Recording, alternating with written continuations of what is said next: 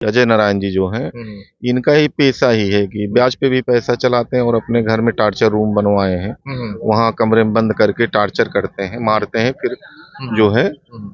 उसको रिश्ते से भिजवा देते हैं। जब एक डॉक्टर साहब की नृशंस हत्या कर दी जाती है, जिसके बाद पूरा सुल्तानपुर प्रशासन स्तब्ध है। हालांकि ताबड़तोड़ कार्रवाइयों का आश्वासन परिजनों को दिया जा रहा है। इस वक्त मैं पोस्टमार्टम हाउस के ठीक बाहर मौजूद हूँ। उनके परिजन भी यहाँ मौजूद हैं। तमाम लोगों के आने का तांता भी लगा हुआ है। ऐसे में सर, शुभ नाम क्या है आपका? राधे कृष्णा तिवारी। सर, क्या कुछ पूरी घटना कैसे हुई थी? घटना के बारे में यही जानकारी मिली कि इन्होंने अभय नारायण जी से जमीन लिया था हम्म।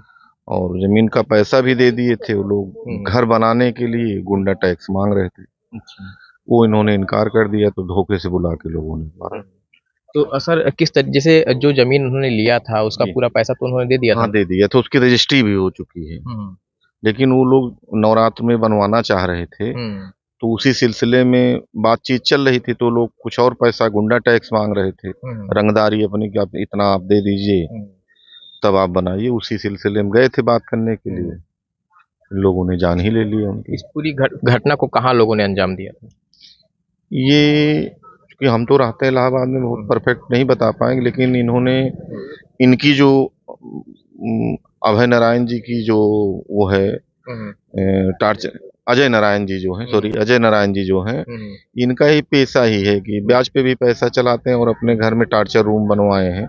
वहाँ कमरे में बंद करके टार्चर करते हैं, मारते हैं, फिर जो है उसको रिश्ते से भिजवा देते हैं।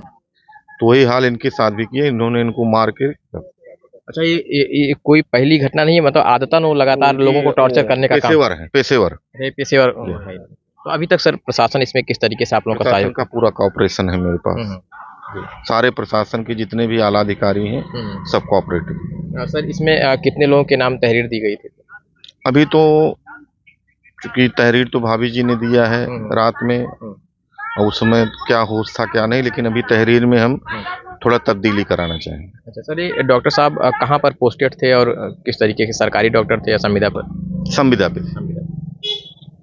तो ये हमारे साथ डॉक्टर साहब के भाई साहब मौजूद थे, जो पूरी वारदात कैसे हुई थी उस बात की पूरी जानकारी दे रहे थे। हालांकि निश्चित तौर पर जिन पर जो आरोपी हैं, उन पर परिजन लगातार आरोप लगा रहे हैं कि कहीं ना कहीं पेशेवर तरीके से इस तरीके से काम किया करते थे। पहले भी जो है उनके द्वारा इस तरीके से लोगों को टॉर्चर किया जाता रहा है, कहीं ब्याज पर पैसा देकर। तो हालांकि इसमें कितनी सच्चाई है तो जांच का विषय। फिलहाल मैं पोस्टमार्टम हाउस के ठीक बाहर मौजूद हूँ। आप देख सकते हैं, ये वो पोस्टमार्टम हाउस है जहाँ पर डॉक्टर साहब के शव को लाया गया है और यहीं पर जो है उस डेड बॉडी का पोस्टमार्टम किया जा रहा है। अब थोड़ी देर बाद फिर आगे की प्रक्रिया की जाएगी। लेकिन ऐसे में निश्चित तौर पर प्रशासन को चुनौती देने जैसा वाकया सामने आया है सुल्तानपुर में। जिस तरीके से डॉक्टर साहब अपने घर की तरफ जा रहे होते हैं और उन्हें बुलाकर उनकी नृशंस पीट पीट कर उनकी हत्या कर दी जाती है, तो अपने आप में निश्चित तौर पर प्रशासन को चुनौती देने जैसा है। एक कानून व्यवस्था को बेहतर बनाने की बात करती है। ऐसे में सरकार और प्रशासन को चुनौती देने जैसा मामला निश्चित तौर पर सुल्तानपुर में सामने आया है। कैमरा पर्सन के साथ मैं Alok Dubey, Times of UP, Sultanpur.